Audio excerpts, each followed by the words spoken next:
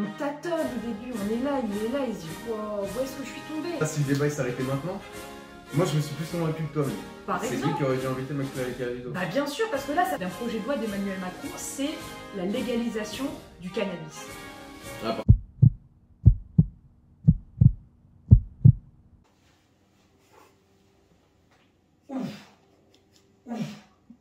Ouch. C'est bon, je suis bien congestionné là. Bonjour à tous. Alors aujourd'hui, je prends un air un peu solennel parce qu'aujourd'hui, on va débattre de la vidéo présidentielle qui a été tournée sur YouTube. Et c'est moi qui prends cet air solennel parce que, évidemment, dans ce débat, je défendrai le contre cette vidéo et cette exposition du président. Et dans son habit décontracté, vous aurez ici... McFly et Carlito, je vous soutiens. Vous aurez ici une version édulcorée de la politique, voire une version d'une politique inexistante, dans l'incarnation de Raphaël. Voilà. Ouais, bon, alors déjà pour commencer, la vidéo, bon, c'est un coup de com', on va pas se mentir, d'accord? C'est un coup de com' de Emmanuel Macron et puis de sûrement sa politique. Je soutiens un peu cette vidéo parce que, justement, c'est une nouvelle forme de communication dont Macron a su se saisir, puisque c'est un président, c'est nouveau, c'est le seul qui s'est lancé sur YouTube, et c'est le seul qui parle autant aux jeunes. C'est un président qui est plus jeune que la moyenne, donc déjà on s'est senti, les jeunes se sont sentis reconnus un peu grâce à ça, et puis maintenant le fait qu'il utilise ce nouveau moyen de communication qui est YouTube pour parler aux jeunes, bah, je trouve que c'est bien, comme ça on peut plus dire maintenant que les politiques ne se saisissent plus de la communication avec les jeunes, quoi. Alors, je suis pas d'accord avec toi, parce que les politiques, ils se sont toujours emparés des outils les plus utilisés par la société, par les jeunes, par tout le monde en fait. On a des politiques sur Twitter, on a les politiques qui sont sur Facebook, on a même les comptes Instagram de certains hommes politiques. Et sur... Ouais, non, en fait, sur Twitter, je suis d'accord, je te rejoins, il y en a beaucoup qui sont sur Twitter. Mais après, il n'y en a pas beaucoup qui sont sur Instagram, sur YouTube, qui sont les nouveaux réseaux sociaux, parce que tu me parles de Facebook. Mais Facebook, c'est truc de vieux. Les jeunes, maintenant, ils n'utilisent plus trop. Alors, il y a jeunes et jeunes, hein, parce qu'il y a jeunes, nous, on fait partie des jeunes quand même, on fait partie de jeunes électeurs, on ne fait pas partie des vieux électeurs. On a 30 ans, enfin, t'as 30 ans, moi j'ai pas 30 ans, et on fait partie... de rien. On fait partie des jeunes électeurs. Et moi, je me sens pas représentée par les jeunes qu'ils visent. Alors, est-ce que maintenant, je fais plus partie des jeunes et je fais partie des vieux, je fais partie de l'autre côté? En attendant, moi, j'avais quelque chose pour répondre à ce que tu disais tout à l'heure. Tu nous dis, il a utilisé une nouvelle forme de communication. Ok, c'est le premier président à faire ça. Bon, on comprend pourquoi c'est le premier, parce que finalement, c'était pas la chose à faire. En fait, ce qu'il aurait dû faire, c'est créer sa chaîne YouTube et inviter des youtubeurs, des jeunes. Et là, il aurait gardé le contrôle sur sa politique et sur ce qu'il veut dire et sur la manière dont il veut faire sa campagne. Parce qu'on sent, et on ne peut pas le nier, que ce soit quelqu'un qui est pour et quelqu'un qui est contre cette vidéo, on sent très bien ce malaise. On tâtonne au début, on est là, il se dit wow, où est-ce que je suis tombée? Il y a quelque chose. Oui, mais c'est compliqué parce que s'il ouvre sa chaîne, là, du coup, c'est très axé politique. Enfin, je veux dire, c'est axé politique et c'est axé son parti. Tu vois, donc les jeunes, ils vont pas regarder forcément sa chaîne. Il peut ouvrir une chaîne qui donne la parole à d'autres face à lui. Comme par exemple inviter McFly et Carlito. C'est lui qui aurait dû inviter McFly et Carlito. Bah bien sûr, parce que là, ça veut dire que lui, il est un invité. Enfin, il n'est pas vraiment un invité parce que c'est quand même à l'Élysée. Mais déjà, je trouve que le lieu... l'Élysée pour cette mascarade. Bref. Je trouve que ça attire plus de jeunes que ce soit la chaîne de McFly et Carlito, puisqu'ils ont déjà leur base d'abonnés qui sont relativement jeunes. Oui, mais puis eux, ils invitent Macron, comme ça, les jeunes qui sont abonnés et tout le monde, en fait, ça fait un peu le buzz, tu vois, que Macron, il va sur leur chaîne et puis tout le monde veut regarder. Si Macron, il fait sa chaîne, bah oui, mais ce ne sera pas exclusif, Macron est sur la chaîne. Mais moi, McFly et Carlito, je les ai découverts et je suis allée voir cette vidéo. Comme beaucoup de gens avec qui j'ai parlé, il y en a beaucoup qui ne connaissaient pas dans mon entourage McFly et Carlito. Ils ont été voir... On va pas se mentir, moi non plus, je connaissais pas. Ils ont été voir cette vidéo parce qu'il y avait Emmanuel Macron et pas l'inverse. Ils n'ont pas été voir cette vidéo parce qu'il y avait McFly et Carlito. Donc déjà là, mon idée que ce soit lui qui doive inviter, mais ça aurait fédéré. Le but aussi là de cette vidéo, c'est aussi de désacraliser le président, et puis à un moment, il le précise bien, de toute façon, ils sont sur le même plan d'égalité, l'horizontalité, comme on appelle ça. Donc c'est aussi ça le but. Moi, je pense qu'il y a des choses qu'il ne faut pas désacraliser, d'accord ? Je pense que là, d'un point de vue de l'autorité, on est sur la figure de l'État la plus haute.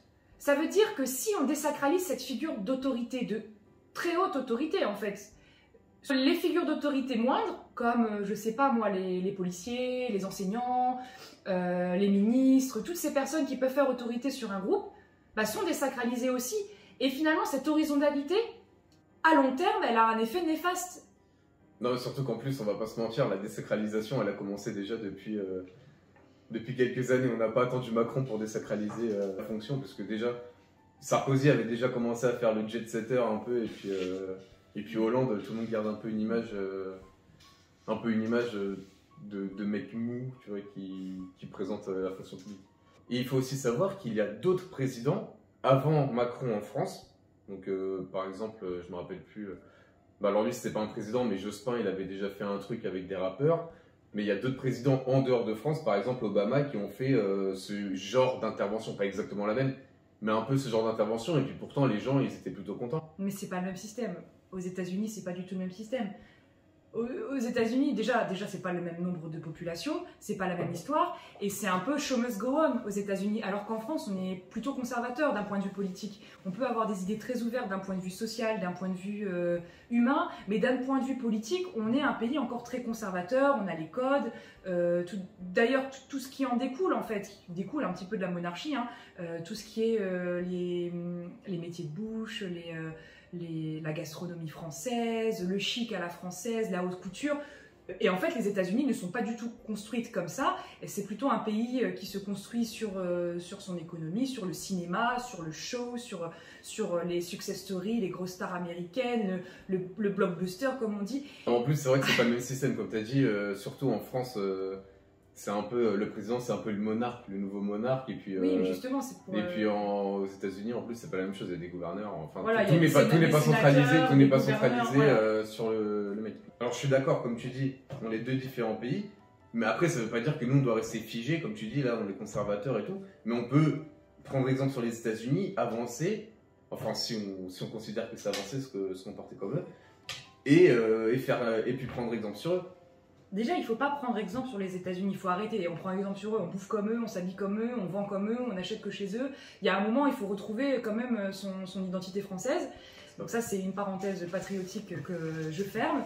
Quand on regarde cette vidéo, je l'ai dit tout à l'heure, on sent un malaise. On a l'impression que les choses ne sont pas préparées, et c'est le cas, c'est ce que ça veut faire, mais on a l'impression aussi que le président est dans un environnement complètement dont il perd complètement le contrôle. Pour moi, ça doit être millimétré, ça doit être régulé, ça doit être un minimum préparé. C'est du théâtre, du divertissement, un film, on coupe, on rejoue la scène. Le théâtre, on s'entraîne, on répète et on joue. Et si ça se veut un divertissement, ça se prépare. Tu dis si ça se veut un divertissement, bah justement, je pense que c'était le but. Le but, c'est que ce soit amusant, que ce soit un divertissement. Parce que le but, c'est de ramener la population à apprécier en quelque sorte Macron. Parce que il sait très bien, Macron, donc tout le monde le sait un peu d'ailleurs, que les jeunes, enfin déjà c'est pour attirer les jeunes, puisque les jeunes, on sait maintenant que la majorité vote soit, en fait ils votent dans les extrêmes, soit ils votent FN, soit ils votent LFI. Donc il veut ramener un peu, centraliser tout ça vers lui. Et en plus, il faut savoir que la politique, malheureusement, alors il y en a qui s'en moquent, en rigolant, mais sauf que ça reste une réalité. Il y en a beaucoup qui votent pour juste parce qu'ils apprécient la personne, parce qu'ils aiment la tête de la personne. Donc Macron, il fait ça aussi pour être apprécié, parce que quand tu apprécies une personne, après tu apprécies également ses idées. Ouais. Tu vois ? Mais se faire apprécier d'une partie de la population et peut-être perdre une partie de ses électeurs qui n'adhèrent pas à cette manière de faire. Les gens qui votent pour lui, je pense que ce sont des gens qui sont relativement âgés, qui sont un peu centre-droite, et qui en fait ne vont peut-être même pas regarder la vidéo, et qui, s'ils votent pour lui et sont déjà partisans pour lui, est-ce qu'après ils vont s'arrêter de voter pour lui juste parce qu'il a fait cette vidéo? Je sais pas. Surtout qu'en plus on vit dans un monde où dans une semaine tout le monde aura oublié la vidéo. Non, tout le monde aura oublié la vidéo donc... Non mais il y a un truc intéressant auquel je pense, et c'est un argument en ta faveur en fait, que Macron en faisant ça il s'est saisi de l'outil YouTube et le prochain qui fera ça, on dira il a fait comme lui. Et finalement, en faisant cette première vidéo, il a un peu pris l'exclusivité de ce moyen de communication. C'est quelque chose qui est pas bête. Parce qu'il vise aussi des gens qui ne vont pas voter en 2022, qui vont peut-être voter plus tard, mais qui ne connaîtront que la tête d'Emmanuel Macron en tant que politique.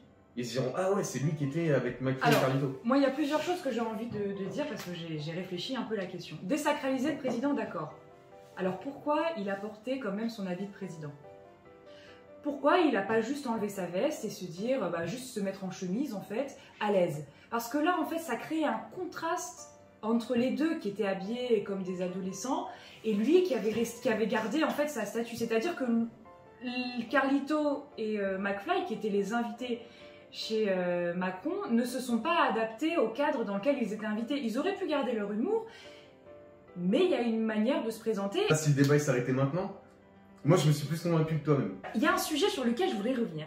Et ça m'a particulièrement dérangé pendant cette vidéo et je me suis même dit, est-ce que c'est pas l'amorce d'un projet de loi d'Emmanuel Macron? C'est la légalisation du cannabis. Ah, parce qu'ils parlent du cannabis et ils en parlent beaucoup trop. Ouais, ils en parlent beaucoup, en plus ils en parlent en rigolant.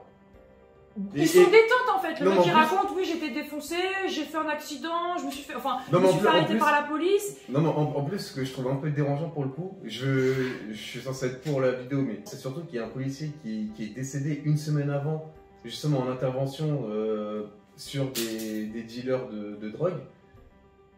Et il fait une blague là-dessus en rigolant. Ça, c'est. C'était limite, quoi. Comme on dit, trop tôt, quoi. Ouais, mais en fait, ça c'est le seul truc que je peux pas défendre. Il dit substance. Oui, il y avait des substances, ça sentait les substances ou je sais pas trop quoi. Il dit pas substance illicite. Et je sais pas, je sais pas, c'est à destination des jeunes. Les jeunes aujourd'hui du président de la République qui prend la parole sur un de leurs réseaux sociaux, ils avaient peut-être envie d'entendre, écoutez, je sais que pour les études ça a été difficile, je sais qu'on sort d'une année délicate, j'entends vos revendications. Justement, la vidéo, c'est là le pouvoir et la puissance de cette vidéo. Puisqu'elle se voulait comme un divertissement. Et puis à court terme, tu vois la puissance un peu des réseaux sociaux. Parce qu'il a fait cette vidéo, tu vois, comme tu dis, on est en pleine crise Covid. On a eu les terrasses, enfin, on a eu la liberté de pouvoir aller en terrasse dans la semaine. On a eu certaines libertés qui nous avaient été privées pendant 1 an. Et malgré ça, pendant toute une semaine, on n'a fait que parler de cette vidéo de McFly et Carlito avec Macron. Donc ça a polarisé tout sur Macron. Et son divertissement qu'il a fait, cet amusement qu'il a fait avec McFly et Carlito. Oui, mais est-ce que le rôle d'un chef de l'État, c'est d'être divertissant?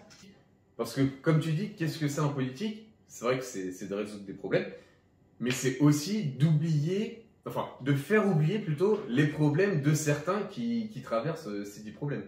Non, c'est pas de mettre de la poudre de perlimpinpin dans les yeux des gens et des paillettes pour dire ne regardez pas. Je veux dire, si c'est le tenant d'autorité, il a été élu par le peuple français. Il a un devoir de réserve déjà, un devoir de réserve, il ne doit pas forcément... Et il n'a pas à faire le clown. S'il veut être sympathique, il attend la fin de son mandat, il fait comme Sarkozy, il va faire des conférences, il fait des petites blagounettes, et puis voilà. Puis dans cette vidéo, qu'est-ce qu'on apprend en politique? On n'apprend rien. C'est vrai que ce sont que des anecdotes, mais après ça montre aussi le pouvoir un peu de Macron. À un moment on voit le pouvoir de Macron quand il appelle Kylian Mbappé. N'importe quoi, il a aucun si, pouvoir. justement, c'est là qu'il montre en fait il montre quoi quand il fait ça? C'est hyper symbolique en fait. Il montre au monde, il se dit attendez, vous aimez Kylian Mbappé, moi je peux l'avoir au téléphone tout de suite maintenant, tu vois. Mbappé, les gens ils vont se dire ah mais il est pote avec Kylian Mbappé, moi j'aime bien Kylian Mbappé, et puis après les amis de mes amis sont mes amis. Les amis de mes amis sont mes amis, comme on dit. Et puis en fait, ils vont aimer Macron. Et je te jure que ça va marcher. Mais on vise une population qui n'a pas envie de trop réfléchir, qui n'a pas envie de se casser la tête en politique, qui ne s'intéresse pas au programme de Macron et qui s'intéresse plus au fait qu'il fasse le clown. En fait, on est en train d'élire une star, c'est les Oscars, voilà, et c'est pas du tout un programme politique. Ouais, mais en fait, faut pas croire. Tu vois, c'est toujours... ça, c'est un problème. Enfin, c'est pas forcément un problème, mais on pourrait le prendre comme un problème. C'est qu'on vote, mais ça, c'est tout le monde. Faut pas se croire supérieur et puis croire, moi, je vote quelqu'un que pour son programme politique. La majorité, 99% des gens, ils votent pour quelqu'un parce qu'ils apprécient cette personne. Et c'est ça que vise Macron. D'accord, les gens qui disent oui, moi je vote pour lui parce que j'aime bien son programme. Déjà, il n'y a personne qui lit le programme en entier d'un programme, Non, mais là, d'un candidat. Mais Donc- du coup, c'est de la manipulation. Ah bah oui, c'est de la manipulation. Enfin, c'est. Non, c'est.